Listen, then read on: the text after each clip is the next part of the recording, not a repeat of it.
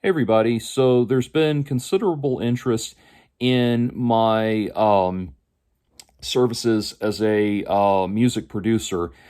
And so one person messaged me during my sabbatical and asked me if I was available to mix and master a hardcore album that they had recorded.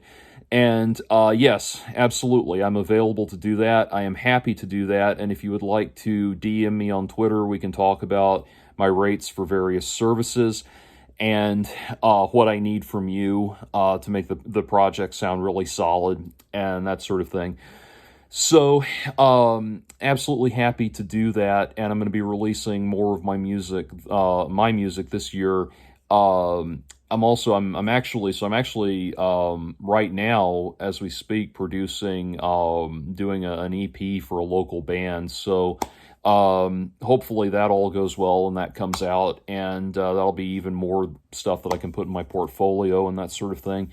Um, but but yeah, I'm doing more and more of this, and in this season of my life, I like the idea of doing music production a lot more. So with that in mind, talking about my rig and the work I do, somebody was interested in somebody else had asked me if I would be willing to talk about the interface that I use, the plugins that I like, and stuff like that, and and all of the different equipment and all that stuff. So, yeah, absolutely. I am a Pro Tools brand loyalist, and I say that as someone who uses a version of Pro Tools from before they put in the stupid new thing they have now where you have to pay $600 a year to keep your subscription current. That's really just nonsense. I know that everybody is jumping ship and going to Reaper at this point, and if you don't know, Reaper is essentially an open source recreation of Pro Tools, and I'm actually very interested in that. If I decide, I'm going to definitely upgrade my computer hardware in the future, and when that happens, I may just decide to go completely to Reaper. All of my producer friends are very excited about Reaper. I have a couple of producer friends of mine that work at the upper echelons of the music industry and that sort of thing, and they are still brand loyalists for Pro Tools, but they do the kind of business where a $600 a year subscription fee is chump change to them. So that uh, kind of that's where I stand on that. Reaper, from I've not spent a lot of time with it, but from what I understand, it will run all the Pro Tools plugins, and there's even a skin you can put on it to make it look like Pro Tools. So that may be what I end up going with. And I know Glenn Fricker at Spectrum on the Spectrum Sound Studios page has been talking up the praises of Reaper a lot, and he is very knowledgeable, and I like his genuine insights into production are really great. I cannot listen to him talk the way he yells at the camera and does the kind of fake, phony, irate outrage sort of thing. It just gets very tedious, but he is very insightful as far as production and what he does.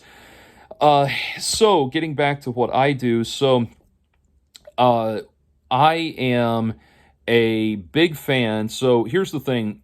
Because my rig is collapsible, is transportable, and I can take it anywhere, I don't have to worry about things like paying regular rent to a specific studio. I do have a couple of facilities that I work out of when I need to track drums and things like that. But for as far as regular studio rent, I don't have to worry about paying that. So I'm able to keep costs a lot lower for that reason. And also for that reason, I'm willing to do flat rates with a lot of my clients and that sort of thing, especially if what you need is like one song. If it's one song of a certain length, guitar, bass, drums, vocals, or whatever, I can pretty much guarantee how long that's going to take me to mix and master and all of that stuff. So a lot easier to do flat rate clients that way. Anyway, so that's really cool. And so as far as equipment goes, when I am the main thing I have to travel for I can travel to people's homes, and we can sit, I can come to somebody's home and we can sit and do your guitars and your bass, and likely even your vocals. Although I've got a good space I like to go to with good vocal sound padding and everything. But we can likely even do your vocals depending on what kind of room we have access to. Come to your home and do that. And so because of that, I have a 16-channel Onyx Eye mixer that I really like. And I use it for tracking drums especially. That said, it's funny, I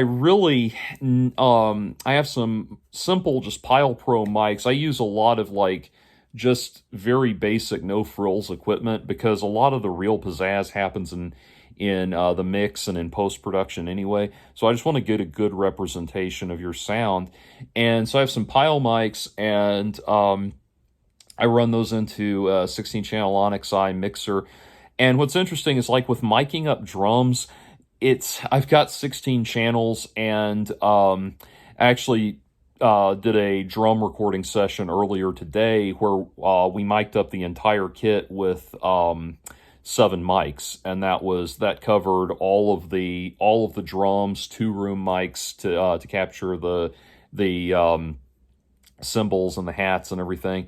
And we're able to mic up everything with just 7 mics. So it's not, the actual in the studio thing is not that complicated. Very seldom do you ever need to have something like a Mike Portnoy drum kit situation or a Danny Carey drum kit situation. Usually in the studio, you just keep it as simple and straightforward as possible. So 1 or 2 rack toms, floor toms, snare, and all of that stuff. And the thing is, because the other aspect of that, and the thing that influences how I do drums, is I've gotten very very fond of triggers and that sort of thing through the years, because getting good drum sounds off of microphone recording is a very tedious and very precarious process. And so what I really prefer doing is just getting a nice room where I can get the drums and get the drums recorded, get the drummer to track and everything, and then I'll just go through and use that as the sound map to just trigger everything. And it comes out, honestly, sounding a lot better. And again, it's another time and energy saving measure as well, because you've got a drum sound there that's happening that's already properly produced in its own right. So, and you can get really great kind of iconic snare sounds and that sort of thing.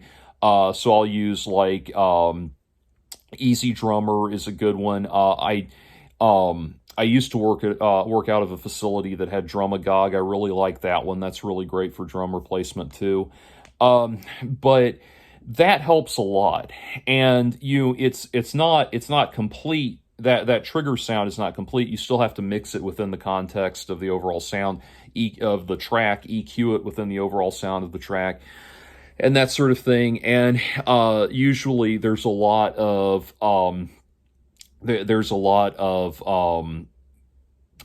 effects and plugins that start getting added in that regard and everything too. So that's thing one with all of that. I'm not opposed to doing like acoustic drums, but to really get it to sound good, to get it really, really fat and really tight, you really need like a room with 20-foot ceilings and a full mixer with at least 24 inputs and that kind of thing. And for the clients I work with, which are a lot of kind of local band, local artist stuff and that sort of thing, that is really not necessary. So yeah, just keep it simple on the drums. And the drums, I'm also, like I said, I was doing drums earlier, so I'm in this mindset. I'm going to post this video, actually. I'm trying to get in the habit of doing my videos, like a few videos at a time, and posting them up. I'm doing this on April 3rd. So anyway, that it'll go up a couple weeks later. Anyway, so that is a little bit on what I like to do with drums and that sort of thing. And then when it comes to guitars and guitars and bass, again, I like to do just DI into the board.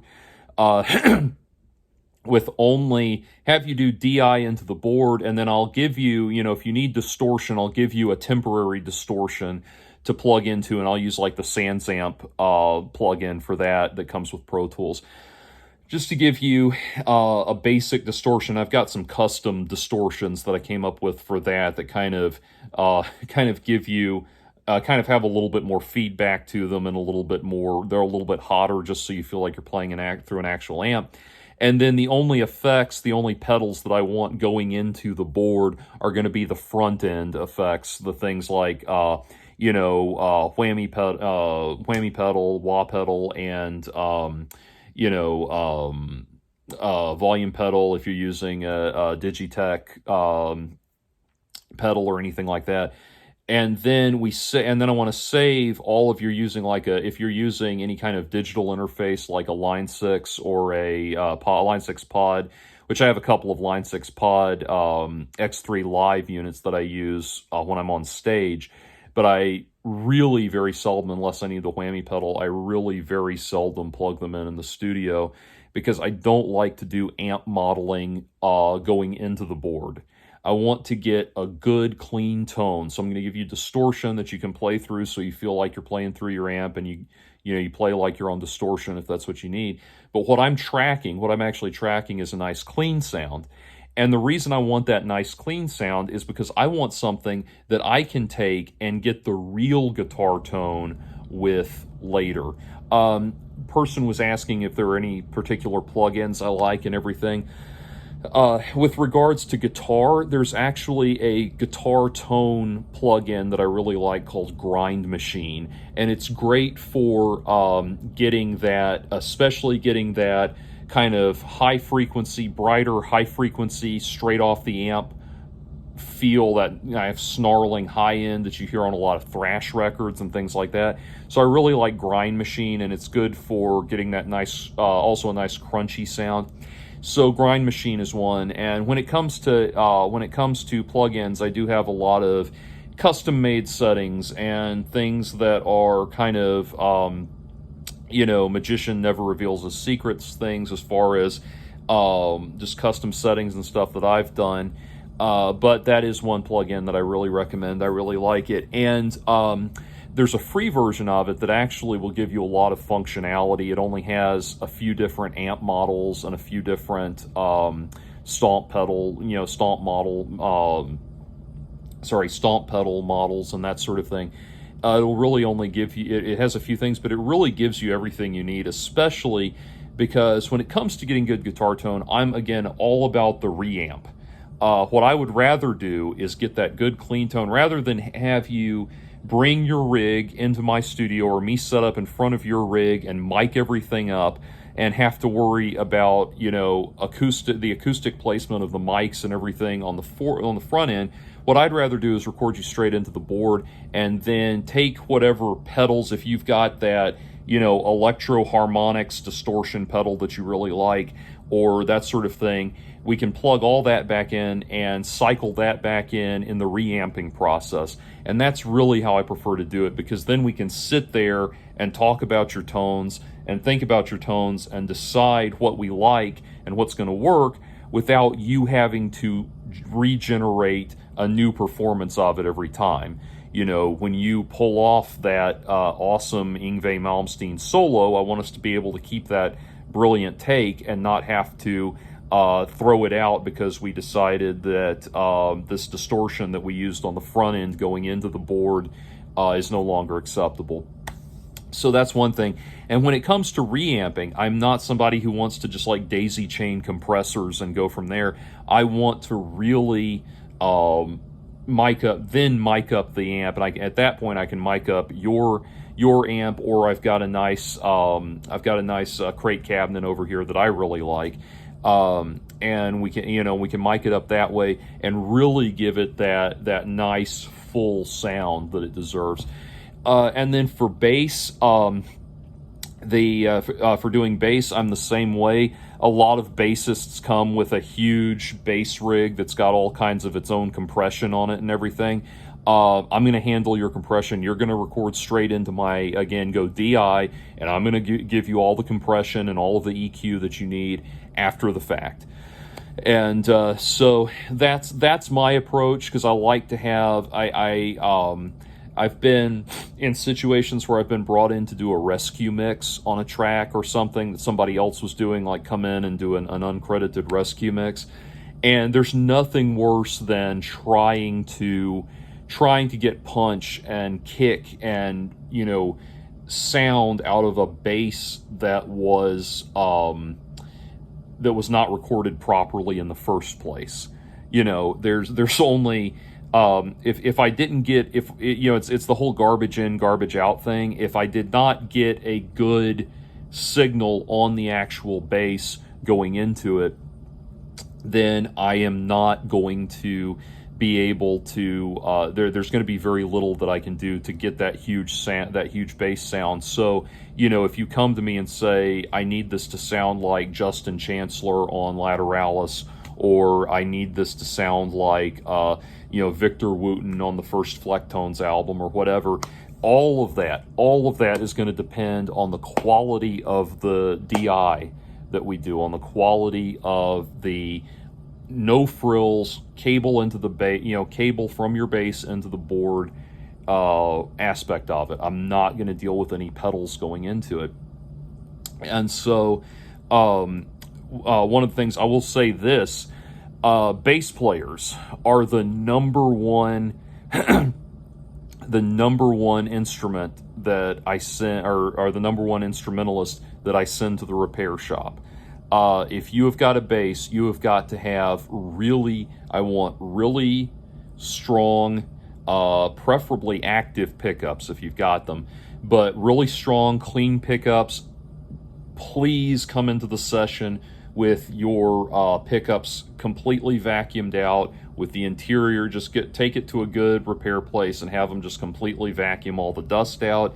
Make sure that there are no grounding issues in your bass. These things come through, these issues are a problem for guitarists as well, but they come through the absolute worst with bass players. So yeah, no grounding issues, no solder issues, nothing like that. Make sure that we are not getting any feedback, any buzz. Your bass has got to be pristine and perfect. My studio bass that I use is an Ibanez Piezo bass, 5-string Ibanez Piezo bass. And so that one I really like, and I like it because it has this very bright high end to it that is lacking in a lot of basses. I like a lot of melodic bass in my stuff. I really do. I want to hear bright melodic high end, where, this is one of the things they talk about, the complaints they have about Metallica, the Metallica albums, where you can hear the bass perfectly on Kill 'Em All. You can hear the bass okay on Ride the Lightning. You can hear it okay on Master of Puppets, and then you never hear it again until the Black Album. And that to me is just such a fucking crime, because again, Cliff Burton, you're talking about one of the greatest bassists that ever lived. If you've listened to some of the remixes that people have done on YouTube of the early Metallica albums, where the bass is brought up to the forefront, to the foreground in the mix, and it's actually given the presence within the mix that it deserves. Oh my God, it makes all the difference in the world. Listen to the beginning of Fight Fire with Fire with the restored bass, and you hear that there is this, what Cliff Burton wrote for that intro to Fight Fire with Fire was amazing to begin with. What we hear, the acoustic guitars are amazing, but then you can actually, when you hear the bass line, you can actually appreciate the counterpoint and his really very admirable and very thorough knowledge of classical harmony and that sort of thing. And it's really beautiful and really stunning when you hear it that way. I did not know. I only found this out recently. There is a bass solo on Call of Cthulhu. I've been listening to Ride the Lightning since I was like 14, And I just discovered this because that bass is just not mixed properly like it should be. So that's my thoughts on bass. I have some plugins that I like to use in post on that, but again, the long and the short of it is whatever you've got on your live rack your live rack, don't bring that shit into my studio. Just let me handle all the EQ and all the compression and everything else on the back end.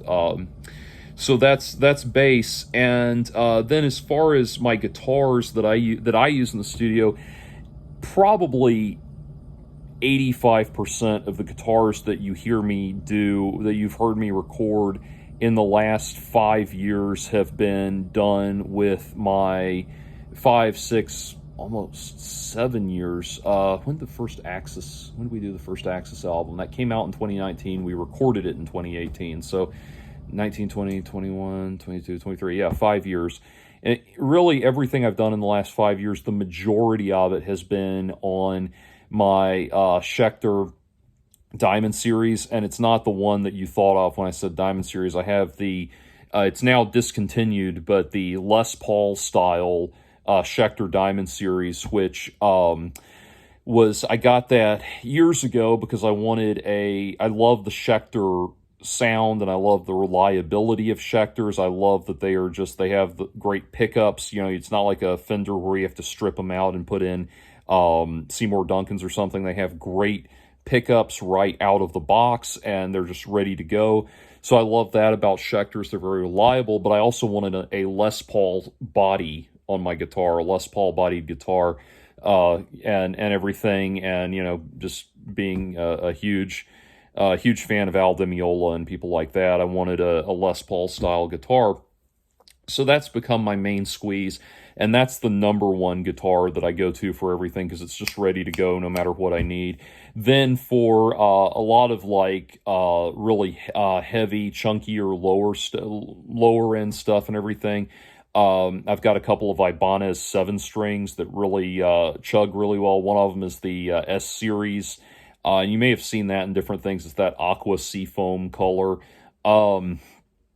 guitar that I have. So that's the 7-string that I go to the most. And then I've got another one that's just one of the standard Ibanez RG7 420s, and that one's really nice too for just, you know, the 7-string aspect of it, the low end, when I need to really, if I'm trying to get something where down tuning won't do it, and I really do need to play like standard tuning down in B and A and that sort of thing.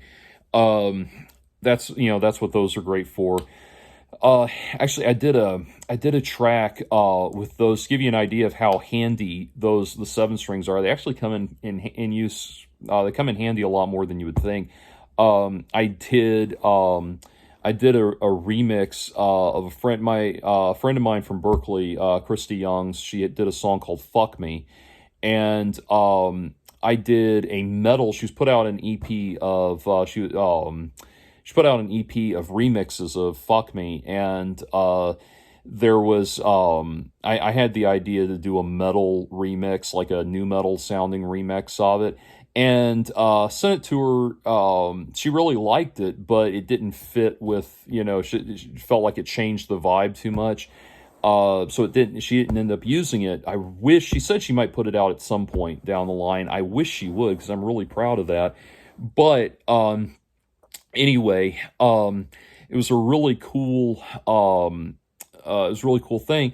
And "Fuck Me" is this very like modern R&B sort of thing, modern smooth R&B sort of thing.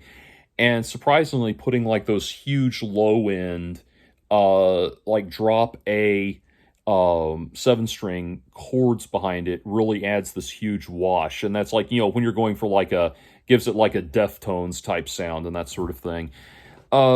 So what else? That's a few, kind of an overview of some of the plugins I like and everything. For for synthesizer stuff, I still use here and there the Xpand the X-Band plugin that comes with Pro Tools. I do really like for like synthy like leads and stuff. If we're talking about trying to do Keith Emerson or Rick Wakeman type leads and that sort of thing on the synth. I like Vacuum. It comes with a lot of Pro Tools stuff, so I really like Vacuum a lot. And it's good. It responds well to other plugins. So if I want to use outside delay, like delay from a different plugin or reverb from a different plugin, it responds to it really well. I don't feel like I have to just use its onboard effects and nothing else. So those are some good ones. I've had a lot of really good experiences with Omnisphere. On the first two Axis of Empires albums, we had access to Omnisphere, and so we did a lot of the synthesizer stuff on that album with Omnisphere, which sounds really cool. I'm now kind of those were both done with the help of other producers and that sort of thing. So now as I'm producing, well, the first album was produced by Corey Lowry, my friend Corey Lowry. The second album was I produced myself, and he just did the mix and the master. But anyway, so that's been the that was where we used Omnisphere. I've been at one of the facilities that I use now. The onboard studio computer has Omnisphere, and I've been playing around with it some. It's a little bit of a wily beast in a lot of ways, but I like it a lot. I'll tell you, for synthesizers, especially if you're sampling sounds, like if you're trying to, you want to do stuff where you're like sampling ambient noise and ambient sounds and assigning it to pitches and stuff like that.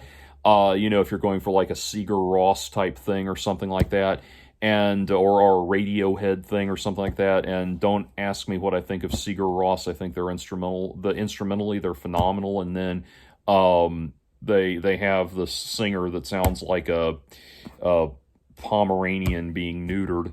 But anyway, so that kind of stuff like that. There's some really cool samplers and synth programs that you can download for your tablet that were created by Jordan Rudess from Dream Theater. MorphWiz is a really cool one. SampleWiz is a really cool one.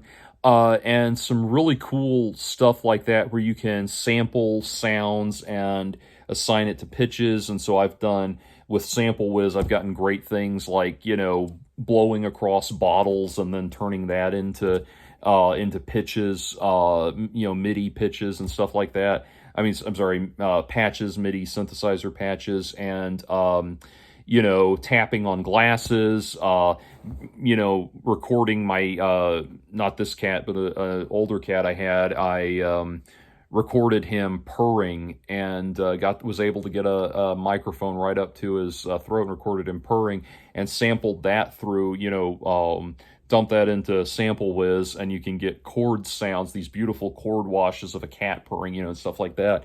So SampleWiz is really great for that. And there's a lot of great stuff that's coming out on the for tablets and stuff like that.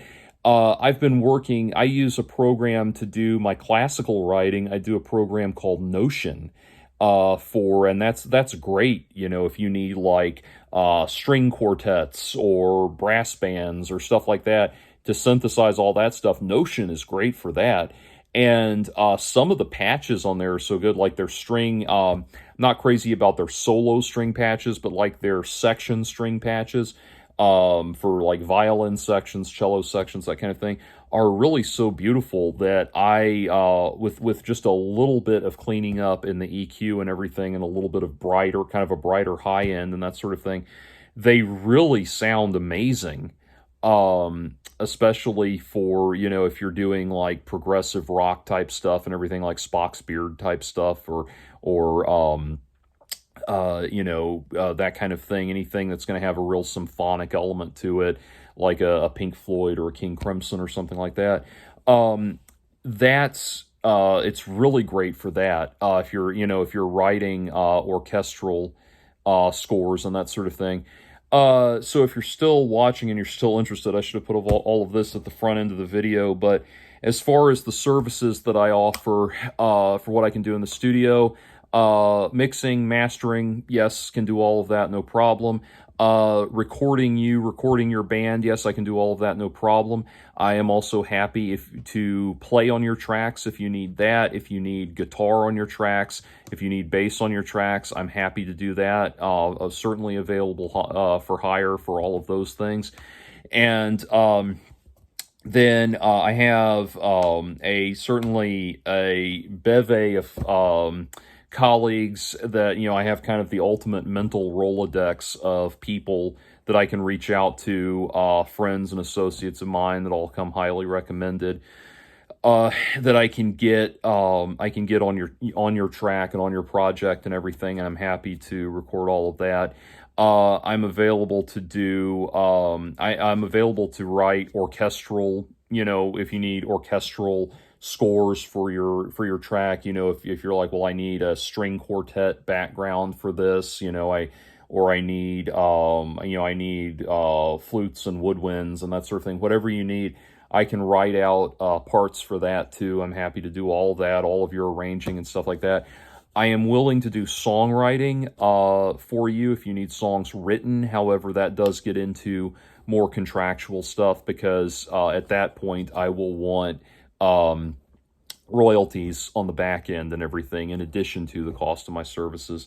So that's some of the stuff that I have available. One thing, I've had a few people reach out to me in recent years, not related to one another, but just having the same idea of people wanting me to do customized versions of their favorite songs. Like, they're like, hey, take this song that I love and do it in a different style. So I had one longtime viewer of the channel reached out to me and asked me to do a slow ballad folk rendition of the song of Kalima Caliber by the Diablo Swing Orchestra. Now go look that song up and you'll see just how wild of a request that was. But we did that and it sounded really cool, and I got this one friend of mine, a collaborator of mine who does operatic female vocals and knows all the technique and everything, to come in and sing it, and it came out really well. Another person recently asked me to do a custom cover of People Who Died by the Jim Carroll Band with custom lyrics. So they asked me to write original lyrics, because they were writing it for their partner who had a bunch of friends who died, and so gave me all of those friends' names and asked me to write, original lyrics for it. And that came out really cool, came out really nicely. So I'd like to release both of those at some point, and I'm happy to sing on your tracks as well. Although, obviously instrumentals are my main focus. But that one, I'd actually like to go back and re-record that with the original Jim Carroll vocals and release that at some point. I think that'd be really cool. So anyway, so that's the idea of some of what I do and everything. I love doing production. It's when I get to be kind of an auteur in a way. I get to kind of put my own unique stamp on people's work and that sort of thing. And so it's fun work. It's stuff I like to do. And yeah, if you'd like to work on stuff, feel free to hit me up. Best way to get a hold of me is just to DM me on Twitter. So peace. Take care.